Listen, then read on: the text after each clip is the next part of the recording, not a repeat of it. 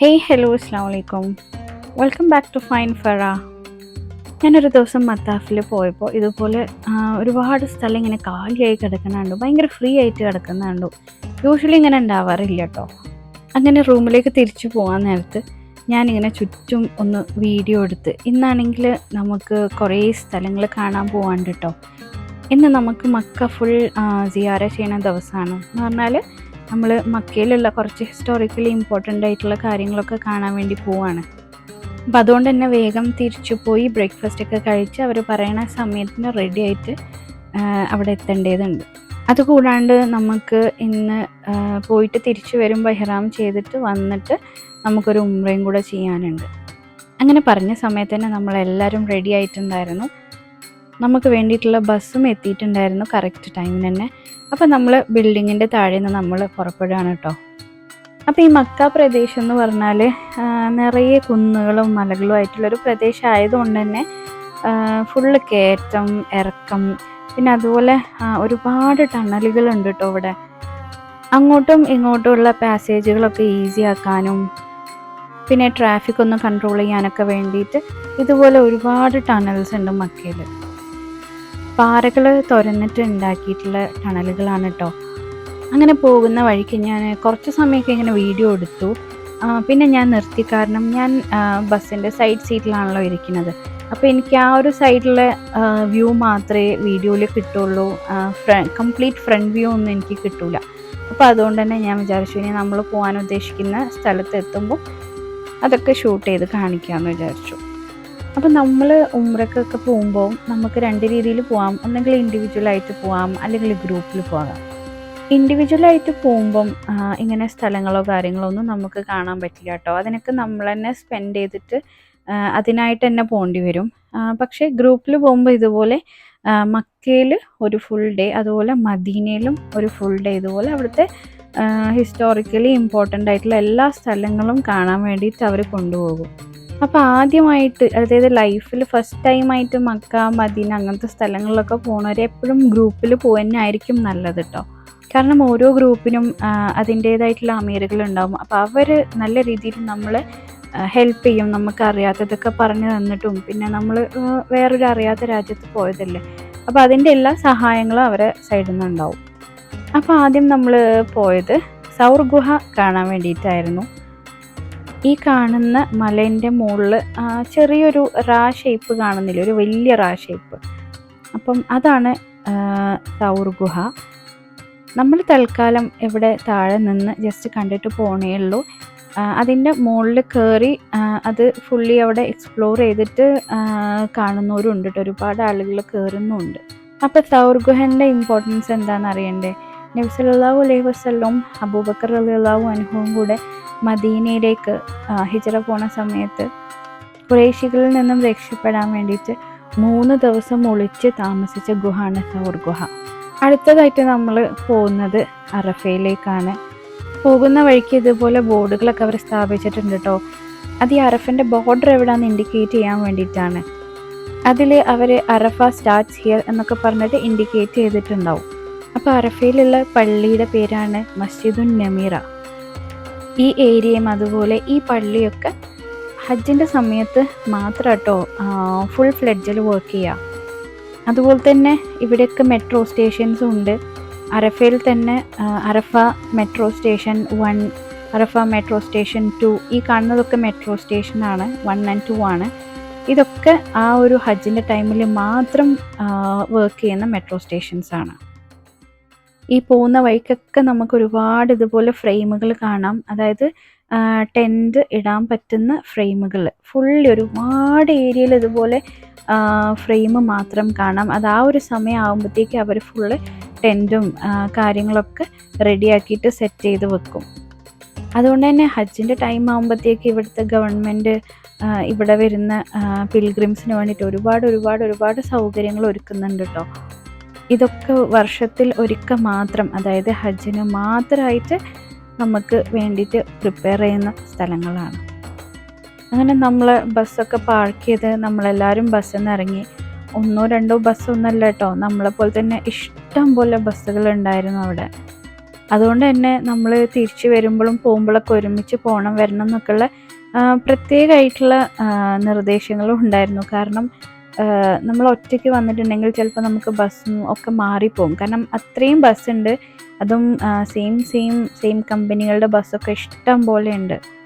അപ്പോൾ നമ്മൾ അറഫയിലെത്തി അവിടെ ബസ്സൊക്കെ സ്റ്റോപ്പ് ചെയ്ത് ഇതുപോലെ നടന്നു പോകുന്ന വഴിയോരങ്ങളിലൊക്കെ ഒരുപാട് ആളുകൾ ഇങ്ങനെ വിൽപ്പനക്കായിട്ട് ഇരിക്കുന്നുണ്ട് കേട്ടോ. പർദ്ദകൾ, മുസല്ലകൾ, അതുപോലെ ഭക്ഷണ സാധനങ്ങൾ, അങ്ങനെ പല പല സാധനങ്ങളും ഉണ്ട്. അത്രയും ജനങ്ങളും ഉണ്ട് കേട്ടോ ഈ ഏരിയയിലൊക്കെ. അറഫ എന്താണെന്നും അതുപോലെ അറഫയിലെ ജബലുർ റഹ്മ എന്താണെന്നും ഇതൊക്കെ കാണാനായിട്ട് നമ്മളെ പോലെ തന്നെ ഇവിടേക്ക് വന്നിട്ടുള്ള ആളുകളാണ്. പിന്നെ ഇവിടുത്തെ ഒരു പ്രത്യേകത എന്താ വെച്ചാൽ ഇവിടുത്തെ ബോർഡിൽ നമ്മളെ മലയാളത്തിലും എഴുതിയിട്ടുണ്ട്. അതായത് അത്രയും ഇമ്പോർട്ടൻസ് നമ്മൾ മലയാളികൾക്ക് ഉണ്ട് എന്ന് വേണം മനസ്സിലാക്കാൻ. നമ്മൾ റോഡുമ്മിൽ സ്ട്രീറ്റ് ലൈറ്റ്സ് ഒക്കെ കണ്ടിട്ടില്ലേ, അതേപോലെ തന്നെ അതേ ഡിസ്റ്റൻസിൽ ഇതുപോലത്തെ വാട്ടർ സ്പ്രിങ്ക്ലേഴ്സും ഉണ്ട് കേട്ടോ. ഹജ്ജിൻ്റെ സമയത്തും അതുപോലെ ഉച്ച സമയത്തൊക്കെ ഉള്ള കഠിനമായ ചൂടൊന്നും നമുക്ക് ഒരുപാട് ആശ്വാസം കിട്ടും. ശരിക്കും അതിൻ്റെ അടിയിൽ പോയി നിന്നിട്ടുണ്ടെങ്കിൽ നമുക്ക് ചെറിയ നേരിയ രീതിയിൽ മഴ പെയ്യുന്ന പോലെ തന്നെ തോന്നും. ഈ കാണുന്ന മലയാണ് ജബലുർ റഹ്മ. ഇതാണ് ജബലുർ റഹ്മ എന്ന് മനസ്സിലാക്കാൻ വേണ്ടിയിട്ടാണ് അതിൻ്റെ മുകളിൽ ആ ചെറിയ ഒരു രൂപം അവർ ഉണ്ടാക്കി വെച്ചിട്ടുള്ളത്. അതായത് ഒരു അടയാള സൂചകമായിട്ടാണ് അങ്ങനൊരു രൂപം അതിൻ്റെ മുകളിലുള്ളത്. അപ്പം ഈ മലൻ്റെ മുകളിൽ നിന്നിട്ടാണ് നബി സല്ലല്ലാഹു അലൈഹി വസല്ലം ഹജ്ജത്തുൽ വിദാഇൻ്റെ പ്രസംഗം നടത്തിയിട്ടുണ്ടായിരുന്നത്. അതുകൊണ്ട് തന്നെ ഹജ്ജിൻ്റെ സമയത്ത് ഏറ്റവും ഇമ്പോർട്ടൻ്റ് ആയിട്ടുള്ള അറഫ ദിനത്തിൽ ലക്ഷക്കണക്കിന് ആളുകൾ ഒരേ സമയത്ത് ഒത്തുകൂടുന്ന ഒരു സ്ഥലമാണ് അറഫ. ഹജ്ജിൻ്റെ സമയത്ത് അറഫ കഴിഞ്ഞിട്ടുണ്ടെങ്കിൽ നമ്മൾ അടുത്തതായിട്ട് പോകേണ്ട സ്ഥലം എന്ന് പറഞ്ഞാൽ മുസ്തലിഫയാണ്. അപ്പോൾ അതുകൊണ്ട് തന്നെ ഇതുപോലെ ബോർഡുകളും കാര്യങ്ങളൊക്കെ അവിടെ സ്ഥാപിച്ചിട്ടുണ്ട്. വേ ടു മുസ്തലിഫ എന്ന് പറഞ്ഞിട്ട്. മുസ്തലിഫയിലേക്ക് പോകാൻ വേണ്ടിയിട്ട് നമുക്ക് ബസ് ഉണ്ടാവും, അതുപോലെ ട്രെയിൻ ഉണ്ടാവും. പിന്നെ ആരോഗ്യമുള്ളവർക്കാണെങ്കിൽ നമുക്ക് നടന്നിട്ടും പോവാം. അപ്പോൾ നടന്നിട്ട് പോകാനുള്ളവർക്ക് നല്ല ഫുഡ് പാത്തും കാര്യങ്ങളൊക്കെ ഇവർ സെറ്റ് ചെയ്തിട്ടുണ്ട്. നടന്നു പോകുന്നവർക്കുള്ള ബോർഡും കാര്യങ്ങളൊക്കെ ഇവിടെ കൃത്യമായിട്ട് അവർ വെച്ചിട്ടുമുണ്ട്.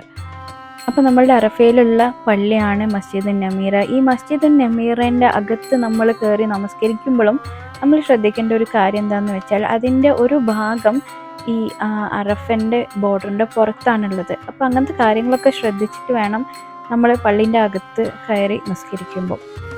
അങ്ങനെ നമ്മൾ അറഫയിലെ ജബലുർ റഹ്മയും മസ്ജിദ് നമീറയൊക്കെ കണ്ട് തിരിച്ച് നമ്മൾ ബസ്സിലേക്ക് തന്നെ കയറി നമ്മൾ അടുത്ത സ്ഥലത്തേക്ക് പോവുകയാണ്. അടുത്തത് നമുക്ക് പോകുന്ന വഴി കാണാനുള്ളത് സുബൈദ കനാലാണ്. ഉമർ ബിൻ ഖത്താബിൻ്റെ ഭരണകാലത്ത് ഇവിടേക്ക് വരുന്ന പിൽഗ്രിംസിന് വെള്ളത്തിന് ഭയങ്കര ക്ഷാമം ഉണ്ടായിരുന്നു. ആ സമയത്ത് ഇറാഖിലെ രാജ്ഞിയായിട്ടുണ്ടായിരുന്ന സുബൈദ ഒരുപാട് പൈസ ചിലവാക്കിയിട്ട് ഏകദേശം 20 കിലോമീറ്ററോളം എക്സ്റ്റെൻഡ് ചെയ്യുന്ന ഒരു കനാൽ നിർമ്മിച്ചിട്ടുണ്ടായിരുന്നു. ഏകദേശം മുസ്തലിഫ എത്തോളം ഈ ഒരു കനാൽ എക്സ്റ്റെൻഡ് ചെയ്യുന്നുണ്ട് കേട്ടോ. അപ്പോൾ ആ കനാലിൻ്റെ അവശിഷ്ടങ്ങളാണ് ഈ കാണുന്നത്. അതുകൊണ്ട് തന്നെ അത് നെഹർ സുബൈദ അല്ലെങ്കിൽ സുബൈദ കനാൽ എന്നായിട്ടാണ് അറിയപ്പെടുന്നത്.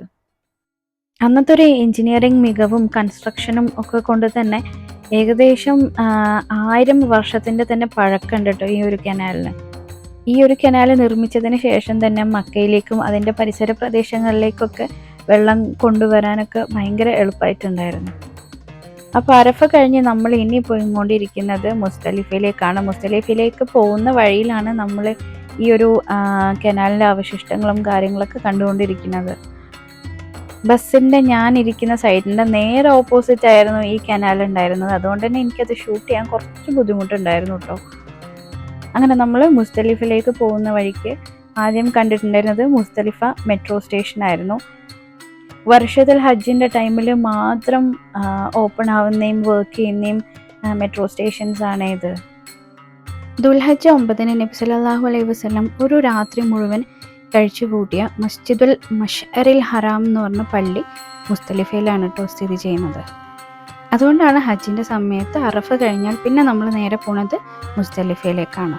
ഒരു രാത്രി മുഴുവൻ അവിടെ നമ്മൾ കഴിച്ചു കൂട്ടിയതിന് ശേഷം അടുത്ത ദിവസമാണ് ജംറയിലേക്ക് കല്ലെറിയാൻ പോകുന്നത്. അപ്പോൾ ഈ കാണുന്ന സ്ഥലമാണ് മുസ്തലിഫ. അതുപോലെ തന്നെ ഈ കാണുന്ന പള്ളിയാണ് മുസ്തലിഫയിലെ മസ്ജിദുൽ മഷ്അറിൽ ഹറാം. അടുത്തത് നമ്മൾ പോകുന്നത് മിനായിലേക്കാണ്. അപ്പോൾ മിനായിലേക്ക് പോകുന്ന വഴി നമുക്ക് 2-3 കാര്യങ്ങൾ കാണാനുണ്ട് കേട്ടോ. മിനായുടെയും മുസ്ദലിഫിൻ്റെയും ഇടയ്ക്ക് വെച്ചിട്ടാണ് വാദി മുഅസ്സർ എന്ന് പറഞ്ഞിട്ടുള്ളൊരു സ്ഥലം വരുന്നത്. ഹോളി ഖുർആനിൽ സൂറത്തുൽ ഫീലിൽ പരാമർശിച്ചിട്ടുള്ള ആ ഒരു സംഭവം നടന്ന സ്ഥലമാണ് കേട്ടോ ഈ വാദി മുഅസ്സർ എന്ന് പറഞ്ഞിട്ടുള്ള സ്ഥലം. ഈ കാണുന്നത് മുസ്ദലിഫയിലെ മെട്രോ സ്റ്റേഷൻസ് ആണ്. ഇത് കഴിഞ്ഞിട്ടാണ് ഞാൻ പറഞ്ഞിട്ടുള്ള ആ വാദി മുഅസ്സർ എന്ന് പറഞ്ഞിട്ടുള്ള സ്ഥലം. ഇത് മിനായിലെ ടെൻറ്റുകളാണ് കേട്ടോ. ആയിരക്കണക്കിന് ടെൻറ്റുകളുണ്ട്. ശരിക്കും പറഞ്ഞാൽ ടെൻറ്റുകളുടെ ഒരു ലോകമാണത്. അപ്പം ഞാൻ നേരത്തെ പറഞ്ഞ സ്ഥലമല്ലേ വാദി മുഅസ്സർ, ആ ഒരു സ്ഥലം എത്തുമ്പം നമ്മൾ അവിടെ നിൽക്കാനോ ഒരുപാട് ടൈം സ്പെൻഡ് ചെയ്യാനോ ഒന്നും പാടില്ല. നമ്മൾ വേഗം നടന്നു പോകേണ്ടതാണ്. കാരണം അള്ളാഹുവിൻ്റെ ഒരു ശിക്ഷ ഇറങ്ങിയ സ്ഥലമാണ്. അപ്പോൾ അതുകൊണ്ട് തന്നെ അവിടെ ടെൻറ്റുകളോ കാര്യങ്ങളോ ഒന്നും ഇല്ല കേട്ടോ ആളുകൾക്ക് താമസിക്കാനായിട്ട്. യമനിലെ രാജാവായ അബ്രഹത്ത് ആനകളെയും കൊണ്ട് കഅബ പൊളിക്കാനായിട്ട് വന്നപ്പോൾ ഈ ഒരു സ്ഥലത്തെത്തിയപ്പോൾ ഈ ആനകൾക്ക് കഅബൻ്റെ ആ ഒരു സൈഡിലേക്ക് മൂവ് ചെയ്യാനേ പറ്റുന്നില്ലായിരുന്നു. അങ്ങനെ ഈ ഒരു സ്ഥലത്ത് വെച്ചിട്ടാണ് അബാബീൽ പക്ഷികൾ ചുട്ടുപഴുത്ത കല്ലുകളും കൊണ്ട് വന്നിട്ട് ഈ അബ്രഹത്തിനെയും സൈന്യത്തെയും നശിപ്പിച്ചത്. അങ്ങനെ അള്ളാഹുവിൻ്റെ ശിക്ഷ ഇറങ്ങിയൊരു സ്ഥലമായതുകൊണ്ട് തന്നെ അവിടെ നമ്മൾ താമസിക്കാനോ അല്ലെങ്കിൽ ആ ഒരു സ്ഥലം എത്തുമ്പോൾ നമ്മൾ പെട്ടെന്ന് നടന്നു പോകേണ്ടതാണ്. അപ്പോൾ ഇതാ ഇവിടെ ഒരു ബോർഡ് കാണുന്നുണ്ട്, മിന സ്റ്റാർട്ട്സ് ഹിയർ എന്ന് പറഞ്ഞിട്ട്. ഇങ്ങനെ എല്ലാ ഏരിയയിലും ബോർഡുകൾ മനസ്സിലാക്കാനായിട്ട് ബോർഡുകളും കാര്യങ്ങളൊക്കെ ഉണ്ട് കേട്ടോ. അടുത്തതായിട്ട് ഈ ഒരു വെള്ള മതിൽ കാണുന്നില്ലേ, അതിൻ്റെ ബാക്കിൽ ഒരുപാട് വലിയ വലിയ ബിൽഡിങ്സും വീടുകളൊക്കെ ആണ് കേട്ടോ. ഇത് മിനായിൽ ഇവിടുത്തെ റോയൽ ഫാമിലീസിന് താമസിക്കാൻ വേണ്ടി ഉണ്ടാക്കിയിട്ടുള്ള ബിൽഡിങ്സ് ആണ്. അടുത്തത് നമ്മൾ പാസ് ചെയ്യുന്നത് മിനായിലെ മെട്രോ സ്റ്റേഷനാണ്. അത്യാവശ്യം വലിയ മെട്രോ സ്റ്റേഷനാണ് കേട്ടോ. പിന്നെ ഞാൻ നേരത്തെ പറഞ്ഞ പോലെ തന്നെ ഇത് വർഷത്തിൽ ആ ഒരു ഹജ്ജിൻ്റെ ടൈമിൽ മാത്രം വർക്ക് ചെയ്യുന്ന മെട്രോ സ്റ്റേഷൻസ് ആണ്. അല്ലാത്ത സമയത്തൊന്നും ഇത് വർക്കിംഗ് അല്ല കേട്ടോ. അപ്പോൾ അടുത്തത് ഇനി നമ്മൾ കാണാൻ പോണത് ജബൽ ഇസ്മായിലാണ്. അതായത് അള്ളാഹു ഇബ്രാഹിം അലൈഹിസ്സലാമിനോട് ഇസ്മായിൽ അലൈഹിസ്സലാമിനെ കൊല്ലാൻ വേണ്ടിയിട്ട് പറഞ്ഞിട്ടുണ്ടായിരുന്നു. അങ്ങനെ ഇബ്രാഹിം അലൈഹിസ്സലാം ഇസ്മായിൽ അലൈഹിസ്സലാമിനെയും കൂട്ടിയിട്ട് ഒരു മലൻ്റെ മുകളിൽ പോയിട്ട് അവിടെ വെച്ചിട്ടാണ് കൊല്ലാൻ തീരുമാനിച്ചത്. ആ മലൻ്റെ പേരാണ് ജബൽ ഇസ്മായിൽ. ഈ മലൻ്റെ മുകളിൽ ഇതാ ചെറിയൊരു കുബ്ബ കാണുന്നില്ലേ, ചെറിയൊരു ടോംബ്, ഇതാണ് ആ ഒരു എക്സാക്റ്റ് ഏരിയ. അങ്ങനെ ഇസ്മായിൽ അലൈഹിസ്സലാമിനെ കൊല്ലാൻ വേണ്ടി കത്തി വെച്ചപ്പോഴാണ് അള്ളാഹു പറഞ്ഞത് കൊല്ലണ്ട, പകരം ഒരു ആടിനെ അറുത്താൽ മതി എന്നുള്ളത്. അപ്പോൾ ആ കഥയൊക്കെ നിങ്ങൾക്ക് എല്ലാവർക്കും അറിയണ്ടാവുമല്ലോ അല്ലേ.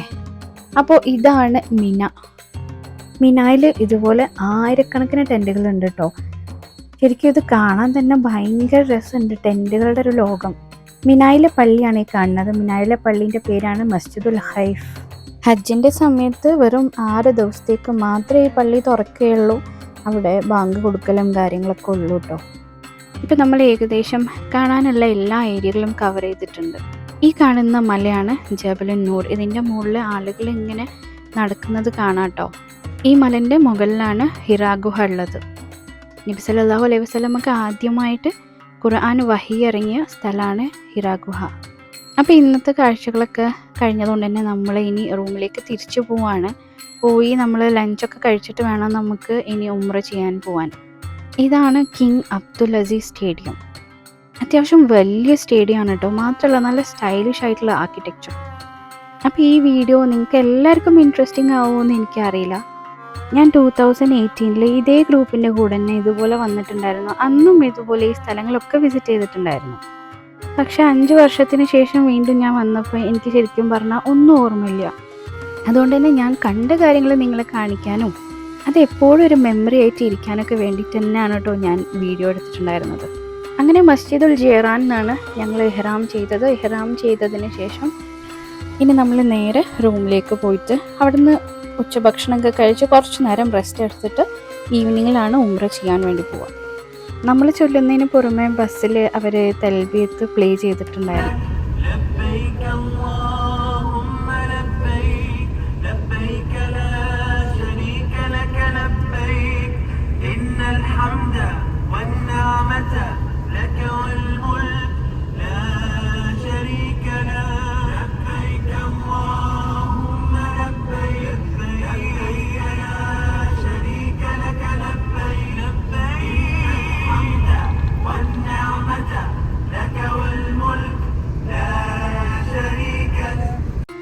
അപ്പം നമ്മൾ ഉംറയൊക്കെ ചെയ്ത് കഴിഞ്ഞപ്പോഴത്തേക്കിനും രാത്രി ആയിട്ടുണ്ടായിരുന്നു. തിരിച്ചു വരുന്ന വഴിക്ക് ഞാൻ ഇവിടുത്തെ ഫേമസ് ആയിട്ടുള്ള ഒരു ഐസ്ക്രീം വാങ്ങിയിട്ടുണ്ടായിരുന്നു. ഇത് ഇവിടുത്തെ ഒരു വൈറൽ ഐസ്ക്രീം ഷോപ്പാണ് കേട്ടോ. 10 റിയലാണ് ഒരു ഐസ്ക്രീമിന് വരുന്നത്. അതിൽ ഫ്ലേവേഴ്സ് നമുക്ക് ഇഷ്ടമുള്ള പോലെ അവർ മിക്സ് ചെയ്തിട്ട് തരും. വാനില, മാംഗോ, ഷമാം, സ്ട്രോബെറി, ബ്ലൂബെറി, അങ്ങനെ ഏതെല്ലോ ഫ്ലേവേഴ്സ് ഉണ്ട്. അപ്പോൾ ഞാൻ മിക്സ് ചെയ്തിട്ടുണ്ടായിരുന്നത് മാംഗോ ആൻഡ് ഷമാം ആയിരുന്നു. ഇവിടുന്ന് നമ്മൾ തണുപ്പുള്ള സാധനങ്ങൾ കഴിച്ചാൽ പെട്ടെന്ന് അസുഖങ്ങൾ വരും. അപ്പോൾ അതുകൊണ്ട് ഇത്രയും ദിവസം ഞാൻ ഒന്നും കഴിച്ചിട്ടില്ലായിരുന്നു. അങ്ങനെ രണ്ടാമത്തെ ഉംറയും കഴിഞ്ഞ സന്തോഷത്തിൽ നമ്മൾ ഐസ്ക്രീമൊക്കെ വാങ്ങി നേരെ റൂമിലേക്ക് പോയി. So this is Fara signing off. Bye bye, take care, അസ്സലാമു അലൈക്കും.